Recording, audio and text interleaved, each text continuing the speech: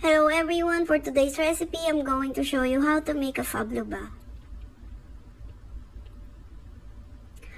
First, we're going to make a merengue. I have here 8 egg whites, 250 grams of sugar, 150 grams of icing sugar, 1 teaspoon of vinegar, and a pinch of salt. Blend them together until we achieve the merengue texture. After that, we're going to shape it like a volcano.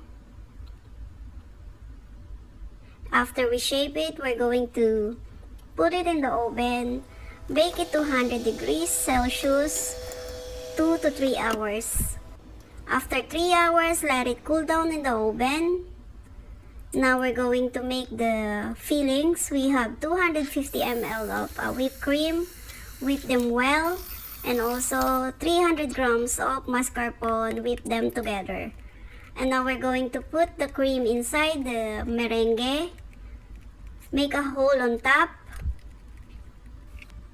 And scoop the fillings.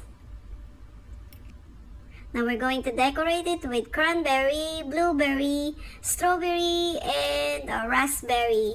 Sprinkle with a bit of lemon zest. And now it's ready. Hope you like this video, guys. Don't forget to follow and like and comment.